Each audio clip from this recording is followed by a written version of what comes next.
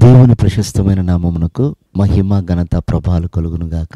వీక్షిస్తున్న మీ అందరికీ కూడా మన ప్రభువైన యేసుక్రీస్తు నామములో నా యొక్క శుభాభివందనాలు తెలియజేస్తున్నాను. ఈరోజు మన దేవుని వాగ్దానం మొదటి సామెతల పుస్తకం 23వ అధ్యాయము. ఆలకించుడి, నా ఆత్మను మీ మీద కుమ్మరించుచున్నాను.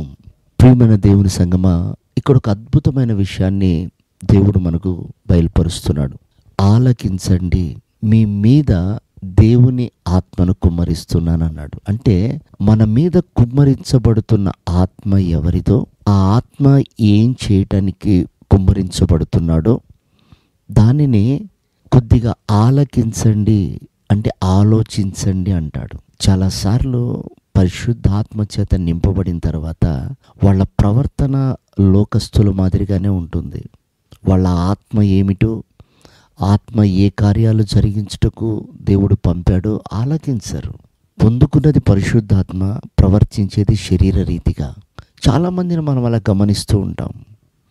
ప్రియమైనటువంటి దేవుని బిడ్డలారా, ఇక్కడ వాక్యం మనల్ని హెచ్చరిస్తుంది. ఆలకించు, ఆలకించు. ఆత్మ ఎవరిది? ఆత్మ ఎందుకొరకు పంపబడిందో.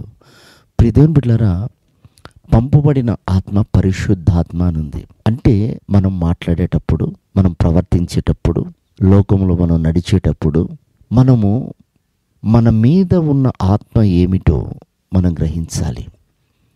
రెండవది, దేవుడు పరిశుద్ధాత్మ ద్వారా మన హృదయములో ప్రేమను కుమ్మరించాడు. అంటే మన మీద కుమ్మరింపబడింది ప్రేమ. అంటే నీ ప్రతి పనిలో దేవుని ప్రేమ కనపడాలి, నీ ప్రతి కార్యంలో దేవుని ప్రేమ కనపడాలి. పరిశుద్ధాత్మ చిహ్నం ప్రేమ. ఆ ప్రేమ లేకుండా గర్వంతోనూ అహంకారంతోనూ ఇష్టానుసారంగా మనం చేసినప్పుడు, మనం చేసిన పని ఒకవేళ మనకు నచ్చవచ్చు, మనకు అంగీకారం ఉండొచ్చు, కానీ దేవుడు దుఃఖపడతాడన్న విషయాన్ని మనం గ్రహిస్తున్నామా? అందుకే అంటాడు, నువ్వు ఆలకించు. బైబిల్ సెలవిస్తుంది, పరిశుద్ధాత్మను మీరు దుఃఖపెట్టకండి. మన మాటల చేత, మన ప్రవర్తన చేత పరిశుద్ధాత్ముడు మనలో నివాసం ఉండకుండా మనమే బయటికి త్రోసేస్తున్నాము, మన ప్రవర్తనను బట్టి, మన మాటలను బట్టి. కనుక ప్రియ దేవుని బిడ్డలారా, మన మీద ఉన్న ఆత్మ పరిశుద్ధాత్మ కుమ్మరింపబడింది. కాబట్టి మనం జాగ్రత్తగా ఉండాలి, మన మాటలు, మన ప్రవర్తన.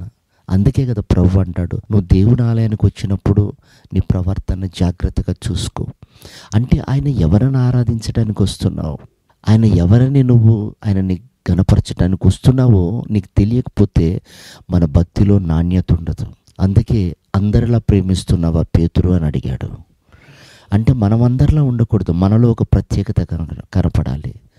ఆ ప్రత్యేకత దేవుడికి ఇష్టమై మనల్ని ఒక విలువైన పాత్రగా వాడుకునేలా ఉండాలి. అలా పేతురుని వాడుకున్నాడు, నిన్ను నన్ను వాడుకుంటాడు.